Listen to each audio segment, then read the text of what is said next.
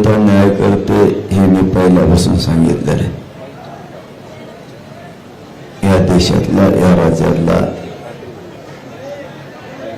गरिबाचा शेवटचा आधार कोण असेल तर ती न्याय देवता. सरकारने न्याय ऐकलं तर न्याय देवता न्याय करते. त्याचप्रमाणे न्याय देवतेने आमच्याशी पण न्याय केला आहे.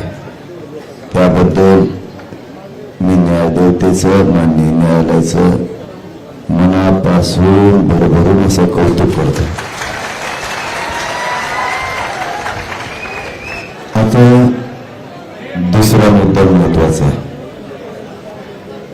मी जाहीरपणानं सांगतो आणि माझं हे सांगणं आता शेवटचं एवढं लक्षात ठेवा. ज्या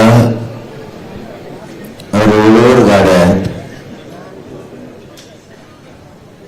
त्या तुम्ही मैदानात नेऊन लावा, हे माझं तुम्हाला शेवटचं सांगणं आहे.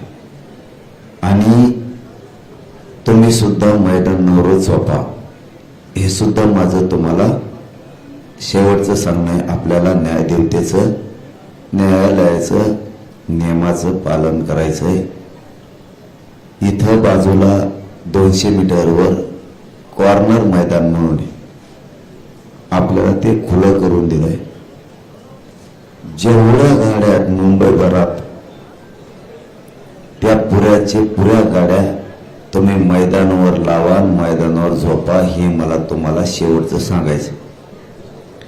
आणि जर तुम्हाला आरक्षण पाहिजे नसलं, तुम्हाला कोणाचं तरी ऐकून गोंधळ काही करायचा असला तर तुम्ही तुमच्या गावाकडं जाऊ शकता.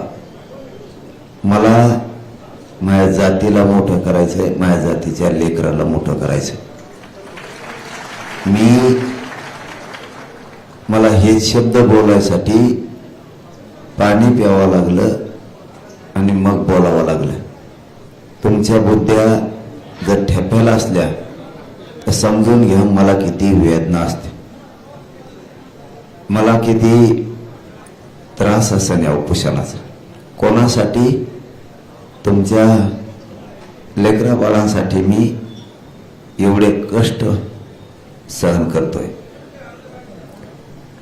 तुम्हाला आरक्षण देऊन तुमचे लेकरं सुखी समाधानी करायचे आहेत, पिढ्यानं पारचे.